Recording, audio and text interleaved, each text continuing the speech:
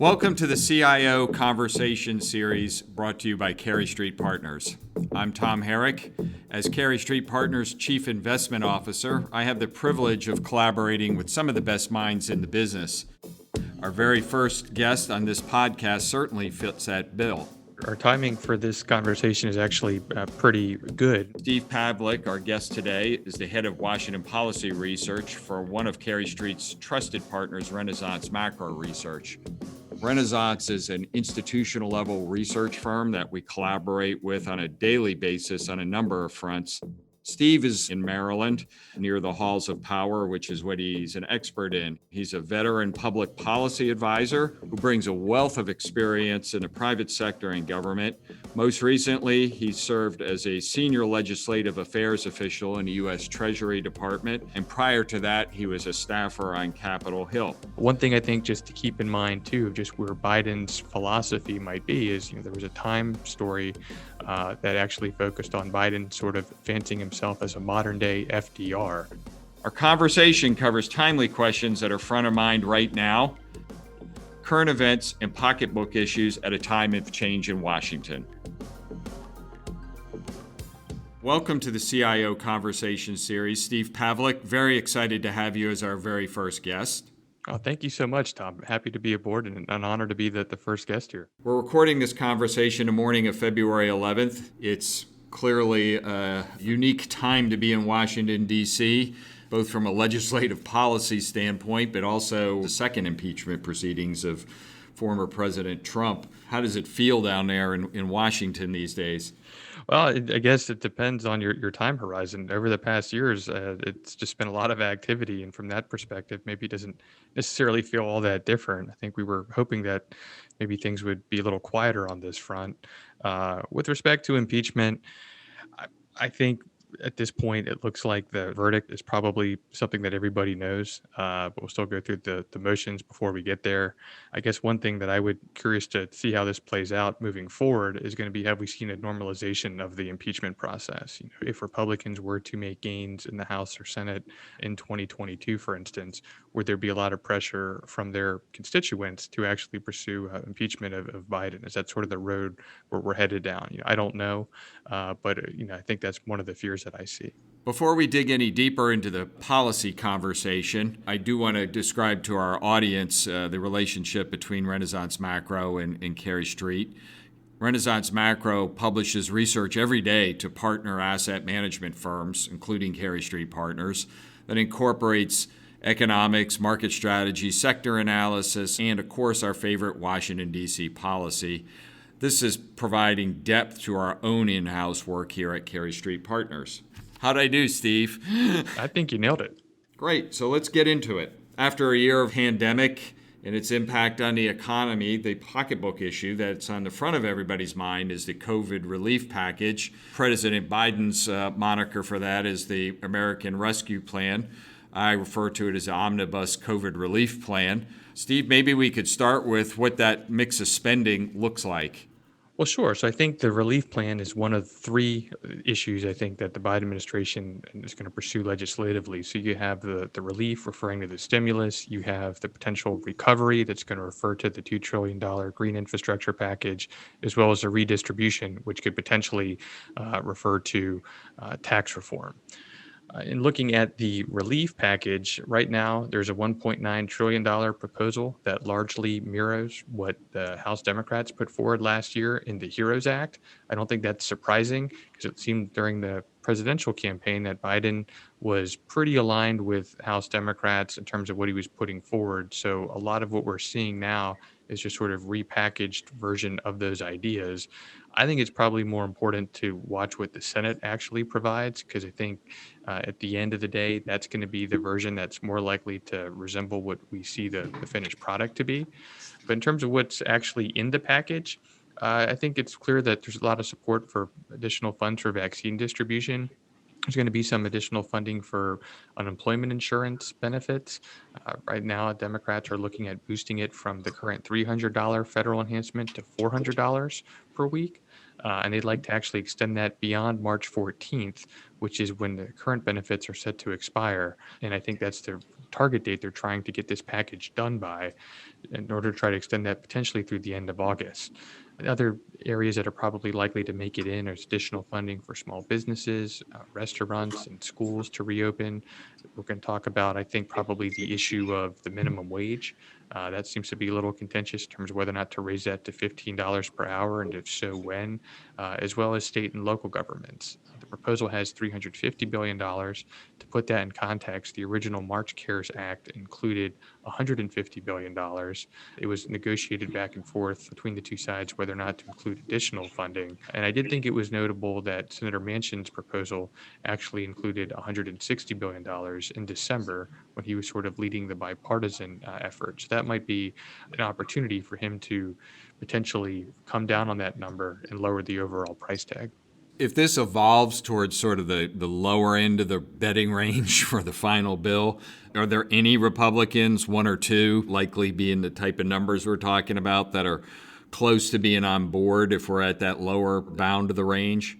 Well, sure. So I'm skeptical that we're going to see 1.9 trillion actually be the final number. I'm personally looking at somewhere closer to 1.5 trillion.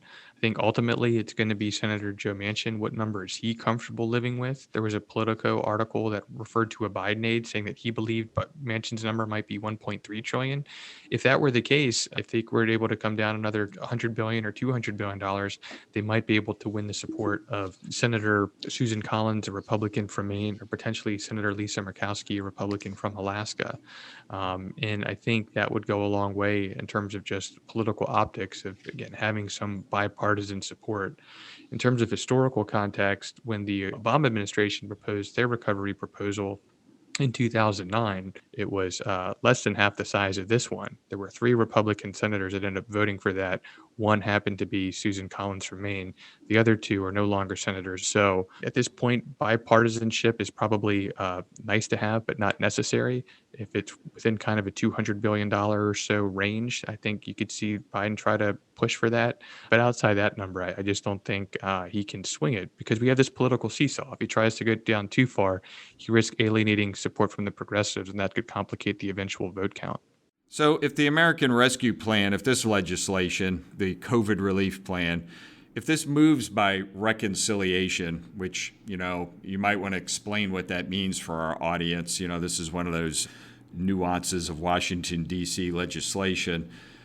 Does that have consequences for Joe Biden's further legislative priorities? Primarily, I'm thinking infrastructure, because he's always been the infrastructure guy. Do we live on a planet where there's votes for 2 bills that total $4 trillion in spending? Does that get endangered by going through a reconciliation process as opposed to a 60-vote majority? Well, I think first, just to clarify what budget reconciliation is, for those that may be fortunate enough to live away from DC and not have to live and breathe this every day like I do. Typically, Senate requires 60 votes to pass through regular order. That actually cuts off debate and allows the vote to proceed. Now, there's a parliamentary maneuver known as budget reconciliation, which allows votes related to spending and taxes to actually pass with a bare majority of 51 votes. And again, going back to sort of the earlier point about Bernie Sanders, there's a lot of pressure from progressives right now to alter those budget reconciliation rules and potentially expand its scope. So it would potentially have the same effect of removing the 60-vote filibuster so that you could pass many of the priorities through a simple majority. And so I think that's what I'm sort of waiting to get an indication on as we see this relief measure play out, is how far do Democrats actually go in terms of altering the budget reconciliation rules. My sense is that they'll probably be fairly successful in doing that. And I think, to your point, probably an indication that we're looking at partisan votes moving forward, and that Democrats would like to use the budget reconciliation process to pursue the $2 trillion green infrastructure proposal that Biden's proposing. I think if they were to abandon Republican support and bipartisanship from this initial relief proposal, and keep in mind that the 5 previous coronavirus relief bills all were bipartisan bills, I just think it's going to be very difficult to get Republicans to move forward with this. And the other thing that I think would keep an eye on too is just the price tag. We're talking about $2 trillion, potentially more, in terms of green infrastructure spending. I don't know that Republicans would be able to support much more than $1 trillion. And then we're going to have the question of whether or not to pair this with potential tax increases. And I don't think many Republicans, if any, will be on board for that. One thing I think just to keep in mind too, just where Biden's philosophy might be is, there was a Time story that actually focused on Biden sort of fancying himself as a modern day FDR, and that he thinks he can actually better position Democrats for electoral success by trying to deliver on big, bold policies as opposed to incremental change. I don't think Biden is going to be somebody who is likely to run regardless in 2024, just given his age. So the fact that he doesn't have to face the electoral consequences of these decisions may, again, embolden him to sort of go a little bolder and without the Republican support. So with that, maybe we can pivot to everybody's favorite subject, taxes. From a legislative perspective first, where do you see the priorities on the tax side? I've seen conversation about SALT, which in the great tradition of Washington, D.C. is an acronym for state and local taxes, and the deduction limit being repealed. Do you see that as a likely candidate on the tax side as a first legislative mover? Well, sure. I do think that SALT is a priority. And just for people who aren't familiar with the acronym, the SALT actually stands for state and local tax. It does refer to the deduction that permits taxpayers to itemize when filing their taxes to deduct certain taxes paid to state and local governments. The Tax Cut and Jobs Act that the Trump administration and congressional Republicans passed limited that amount to $10,000 per year. And that consists of both property taxes as well as state income sales taxes, but not both. So you have a lot of Democrats from states like California, New York, Connecticut, New Jersey. They're all asking for it to be repealed because it's increased their overall rate of taxes that they've been paying. And so since Senate Majority Leader Chuck Schumer is actually up for re-election in 2022, this has a personal interest for him because I think while he's not in danger probably of losing his seat in a general election contest, he does fear a potential challenge from Representative Alexandria Ocasio-Cortez on the primary. And so I think that's where he feels that he needs to sort of deliver a win here to his constituents to lower their overall tax bill. And whether or not it's included as part of relief measures or whether it's something that might be done towards the end of the year, I think is something to keep an eye on. But that would actually lower taxes for people. I think the other question now to consider is, like Biden campaigned on, is whether or not to actually go ahead and move forward with a plan to increase taxes, to sort of offset some of the spending that he's been proposing to do. I think when you talk about this other issue of what the progressive priority of income inequality, I think many on the left feel that they sort of need to deliver on this. And so the areas that they're sort of pointing to are raising the corporate tax rate from 21% to 28%, increasing the individual rate on those making $400,000 or more, from 37% to 39.6%, and taxing capital gains at the individual rate.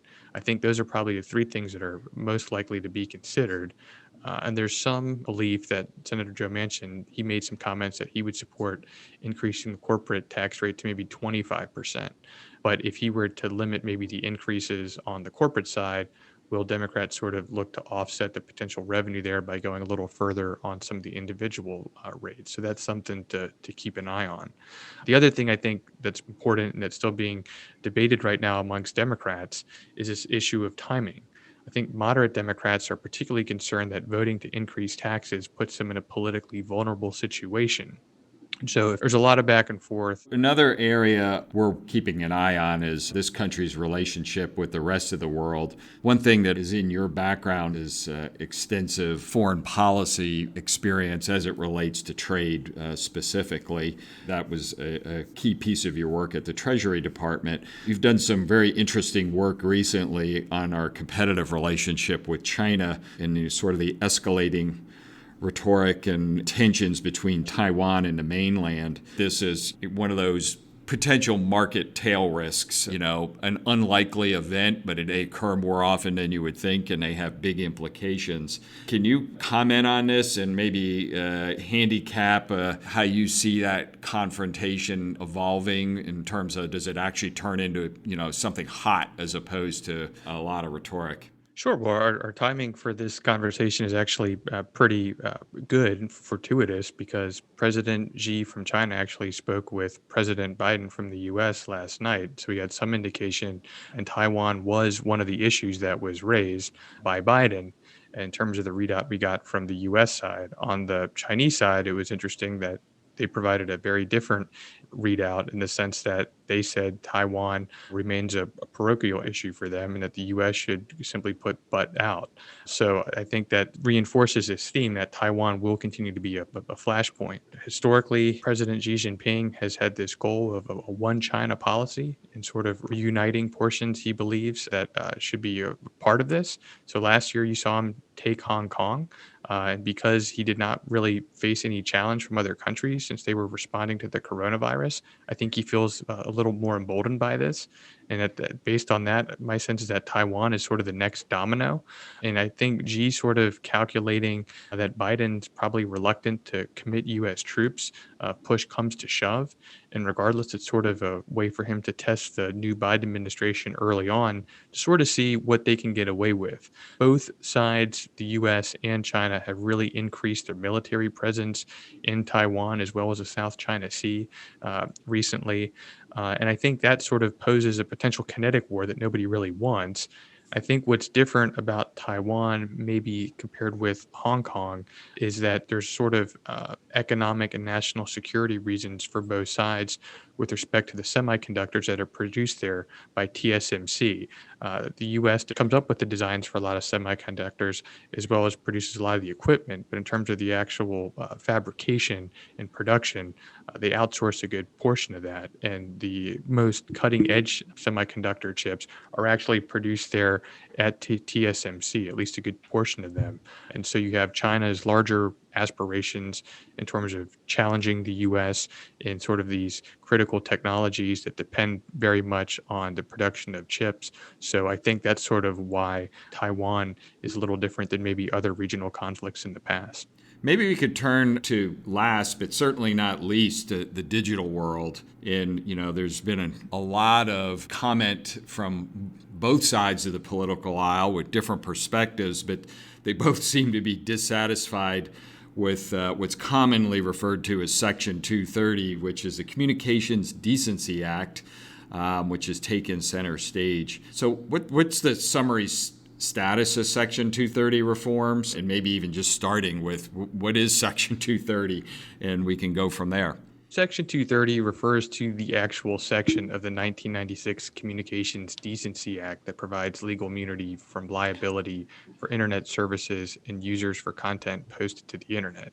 I think what that means in practice is that internet companies, everything from social media platforms to online retailers to news sites, etc., are generally not liable if users post something illegal. I think supporters of Section 230 sort of credit it for allowing companies like Facebook and Twitter and YouTube to sort of succeed because it depends so much on the vast amount of user-generated content.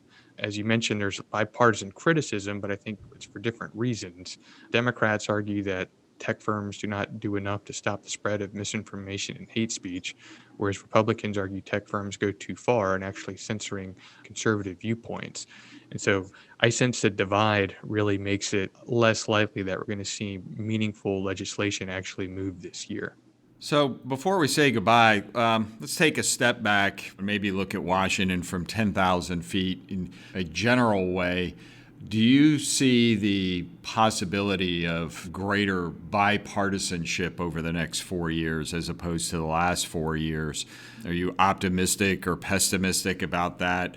Does the fact that, Joe Biden is a creature of the Senate would seem to lend itself to the understanding that he would be more of a legislative mover? Do you have an opinion on that? I think there was a lot of hope, and certainly Biden sort of positioned himself in the campaign as somebody who was going to be a unifier and somebody who was going to pursue bipartisanship.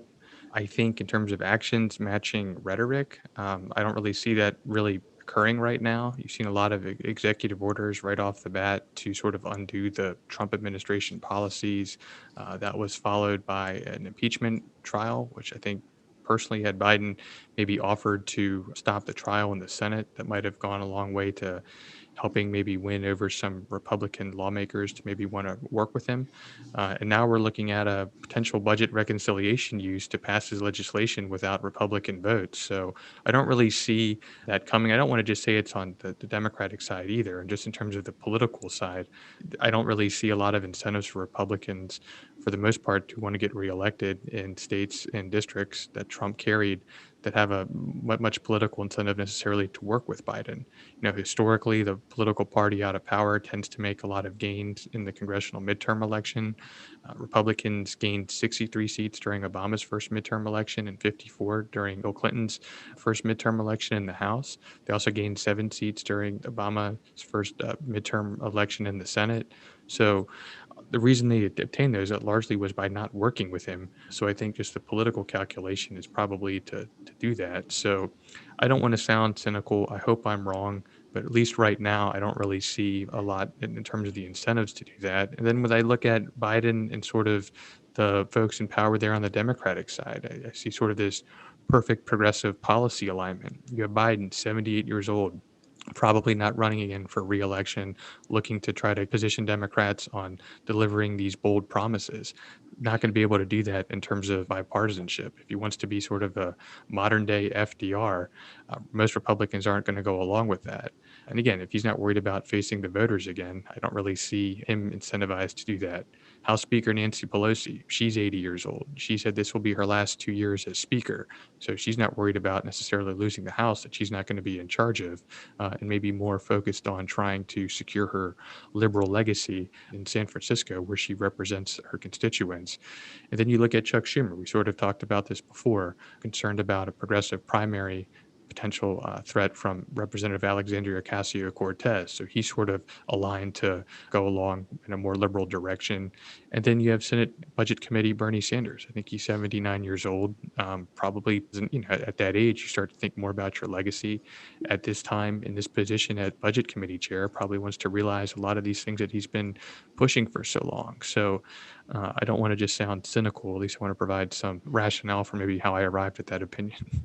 Given the very narrow majorities in the House and the Senate going into the 2022 midterms, which are typically difficult for the administration in power, the timeline seems like it would be, to me, tight in terms of the Biden agenda. If we could just wrap it all up in that kind of phrase, it's a 2021 event. Is that a fair estimate?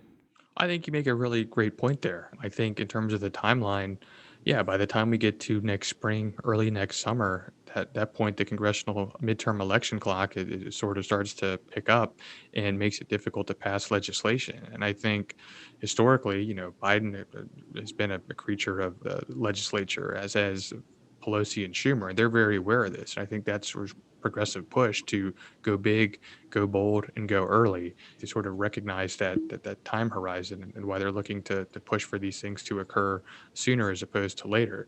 There could also be a sort of political calculation there too on their part, where I think Democrats want to see this as an opportunity, one, not to miss it, because as the economy picks up, the case for additional stimulus sort of declines. And two, I think politically they want to sort of take credit for the economy improving. They'll look at, we passed a stimulus, now in a few months everything seems to look better. Republicans were on record for opposing the recovery. So I think that's sort of maybe the political calculation that they see going on. But they tried that sort of in 2009 with the Obama Recovery Act that he put forward. And again, that was about half this size. And that led to the 2010 sort of Tea Party rebellion and Republicans making a lot of gains there. So it's risky. We'll see how it plays out. A lot's changed just politically and socially since 2010. But that's sort of where I see the dynamics and maybe the impact there on the timeline. Thanks for your perspective and insights. As always, it was great speaking with you. Thank you, Tom. Likewise, I appreciate you having me on and enjoyed our conversation and look forward to doing it again soon. That was Steve Pavlik from Renaissance Macro Research. And that's a wrap on our first edition of Cary Street Partners CIO Conversation Series podcast. For more information and insights, please visit our website at carystreetpartners.com. I'm Tom Herrick. Talk to you next time.